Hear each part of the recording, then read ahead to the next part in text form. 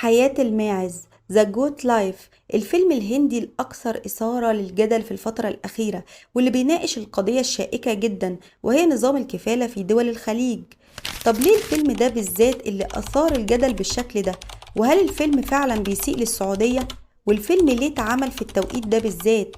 وليه السعودية تحديدا من كل دول الخليج؟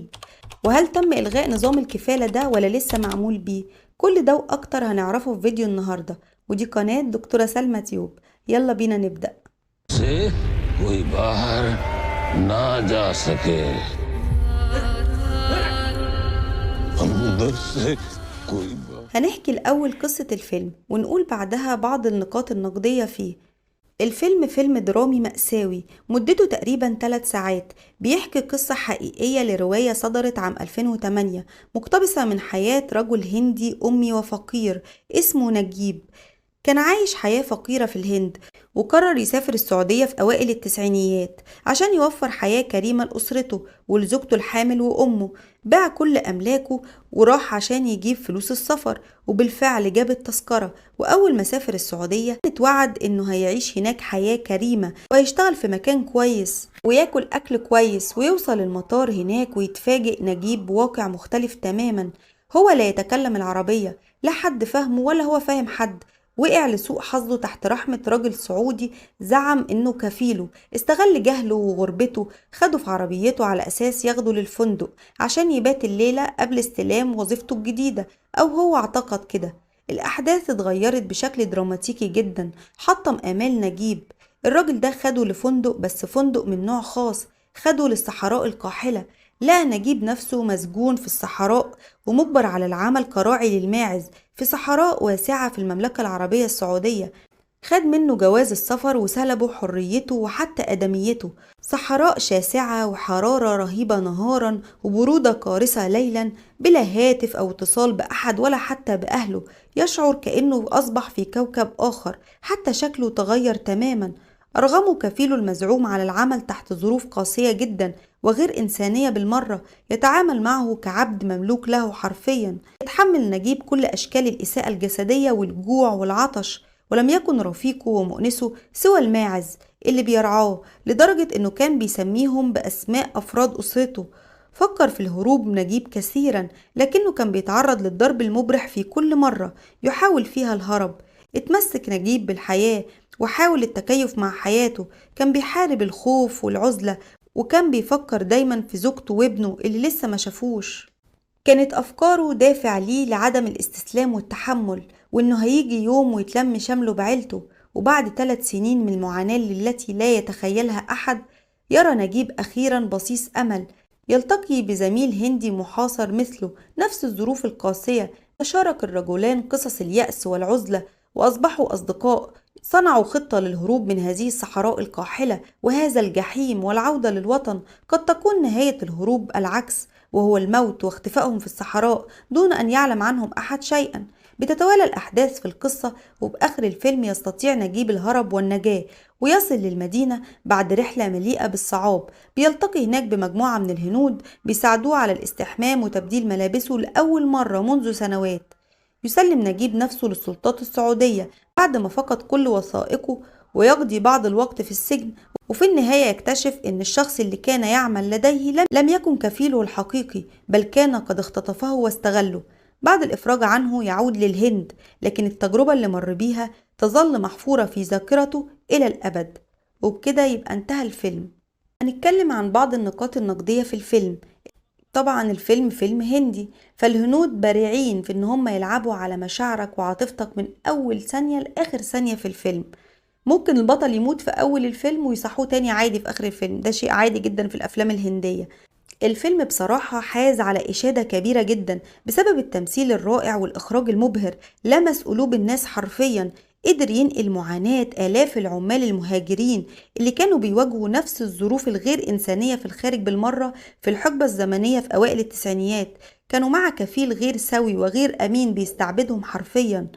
الفيلم بيبرز كمان قوة الإرادة الإنسانية وقدرة الإنسان على النجاح حتى في أصعب الظروف. هو كعمل فني إبداعي كان متميز الحقيقة. أي نعم عيشك 3 ساعات في حالة من البؤس والحزن على البطل وكم المعاناة اللي عاشها، لكن حرفيا كان عمل فني رائع. لكن هنتكلم عن بعض الانتقادات البسيطة في الفيلم.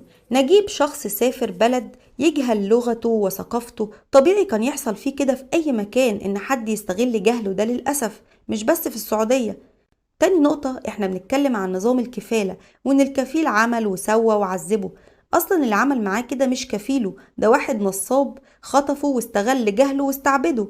فالموضوع مش موضوع كفالة خالص. إن كل بلد في الدنيا فيها الصالح والطالح، يعني وزي ما في كفيل سيء في برضه كفيل تاني كويس.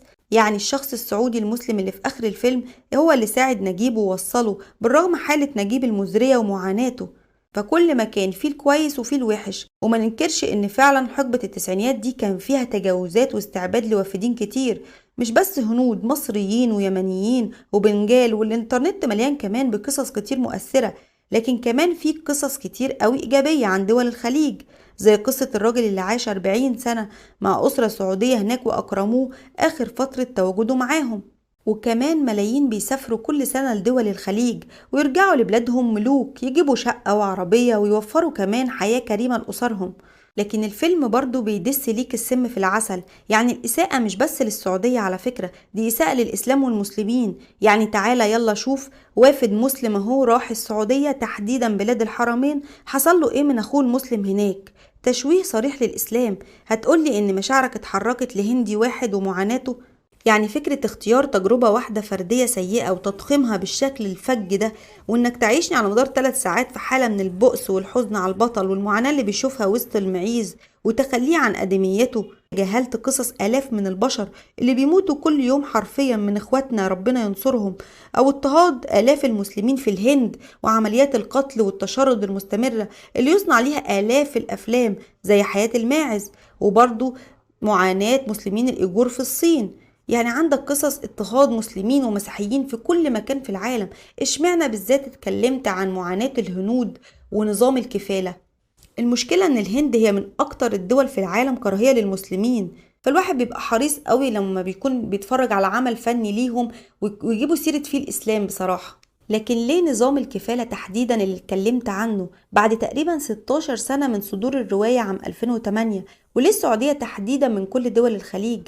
على فكرة الموضوع مش مجرد فيلم. خلونا نتكلم شوية كده موضوعيا.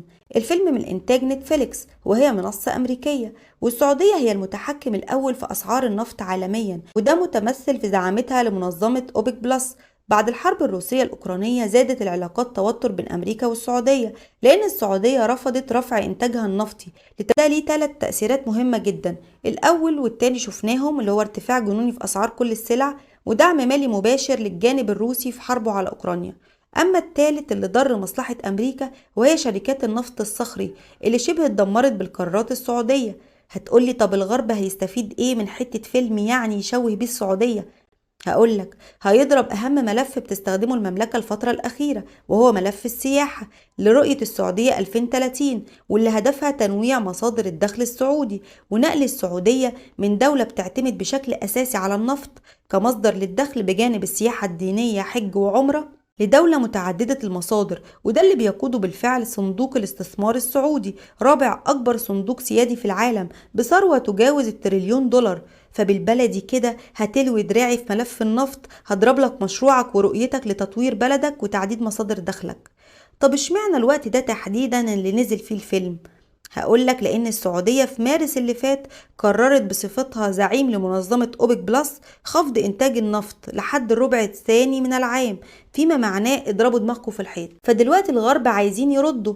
أول ملف هيردوا بيه هو ملف حقوق الإنسان الفزاعة اللي بيستخدموها دايما في أي حتة، زي ما حصل في قطر كده ومونديال قطر أقرب مثال عام 2022. ورغم التنظيم الرائع بصراحة اللي شرفنا من دولة عربية منظمة، إلا إن الغرب برضو وجه لهم النقد لحقوق العمال الوافدين اللي عملوا على إعداد البطولة وقتها.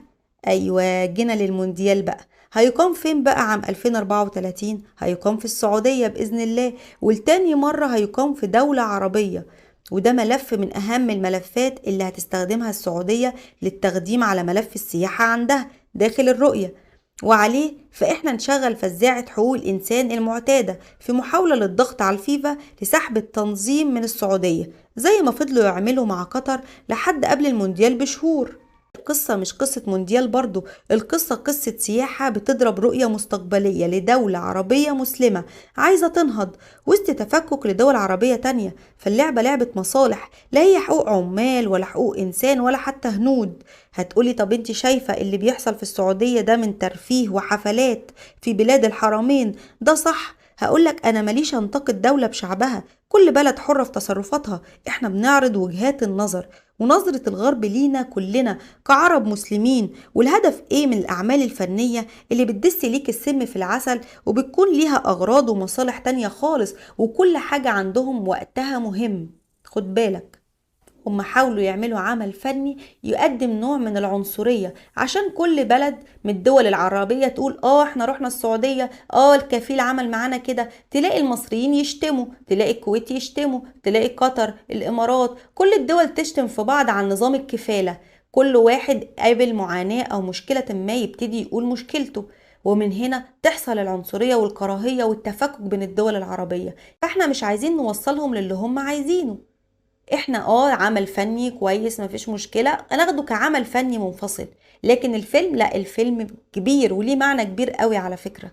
ودي وجهة نظري، حابة برضو اسمع وجهات نظركم في التعليقات. طب ايه هو نظام الكفالة ده، وهل بالفعل تم الغائه في دول الخليج ولا لسه موجود؟ نظام الكفالة هو فكرة بريطانية بترجع لأيام استعمار المنطقة قبل اكتشاف النفط، لتنظيم عمل الغواصين اللي كانوا بيدوروا على اللؤلؤ في البحرين. وبعد كده انتشرت الفكرة في الخليج كله، وكانت في الأول قوانين الكفالة بتستثني الوافدين من العرب، لكنها بعد كده تعممت لكل وافد. والعلاقة بين الكفيل والمكفول هي إن الكفيل هو الضامن، بمعنى ان في تشريعات بلدان الخليج الكفيل هو المسؤول القانوني عن الوافد لحد ما يرجع بلده، بمعنى ان الدولة الخليجية فوضت للكفيل سلطة دخول اي وافد لأراضيها. فللأسف المكفول بتبقى رقبته في ايد كفيله، ما يقدرش المكفول انه يغير عمله او يستقيل او يسافر حتى بلده دون اذن الكفيل. دول الخليج بيجيلها ملايين من الوافدين اللي بيشتغلوا فيها، فمين اللي هيضمن دخول وخروج الناس دي ويضمنهم جوه البلد؟ فالخليج بيحافظوا جدا على حقوق مواطنيهم وما بيسووش بين المواطن الأصلي والوافد. لكن دلوقتي بقى فيه مرونة جدا لتغيير نظام الكفالة في دول الخليج عامة، لأن كان بيتقال على نظام الكفالة العبودية الحديثة. والبحرين كانت أول المبادرين بإلغائه عام 2009، ويمكن ده بفعل جهود منظمات العمل والمنظمات الحقوقية الدولية زي Human Rights Watch إلغاء نظام الكفالة اللي بيستعبد الوافد. وأعلنت قطر برضو بصورة رسمية في 2015 إلغاء نظام الكفيل، والإمارات ألغت نظام الكفيل وأعلنت إن الأصل في العمل داخل الإمارات هو العلاقة التعاقدية بين العامل وصاحب العمل. والكويت برضو أعلنت عزمها على إلغاء نظام الكفيل للعمالة الأجنبية. والسعودية اتخذت قرار بشأن نظام الكفيل وفق رؤية المملكة 2030، وأعلنت برضو عن تحسين العلاقة التعاقدية للعاملين في القطاع الخاص، لتلغي بذلك نظام الكفيل المعمول به من سنين في المملكة عشان ترفع القدرة التنافسية لسوق العمل. ومنظمة العمل الدولية اقترحت بديل لإلغاء الكفيل، هو أن يكون العقد هو أساس العلاقة بين العامل وصاحب العمل، مع الالتزام بشروط العقد ده وعدم تغييرها. والدولة هي الجهة اللي تقوم بمنح الإقامة للعامل، يعني العقد يحدد طبيعة العمل والدولة هي اللي تمنح صفة الإقامة. أما البديل الثاني تأسيس شركات لهذه العمالة، وهو البديل اللي بيثير المخاوف من إن الشركات دي تتحول لمكاتب استخدام والوضع مش هيتغير. فالبديل الأول هو اللي لقى استحسان الأغلبية في دول الخليج، ولقى كمان دعم وتأييد من منظمة العمل الدولية وهيئة حقوق الإنسان. بكده يبقى قلنا قصة فيلم حياة الماعز وحللناه وقلنا النقاط النقدية فيه وقلنا كل المعلومات المهمة. أتمنى يكون عجبكم فيديو النهاردة، ومستنية أكيد أسمع وجهة نظركم في التعليقات، واستنوني في فيديو جديد، ودمتم في أمان الله. مع السلامة.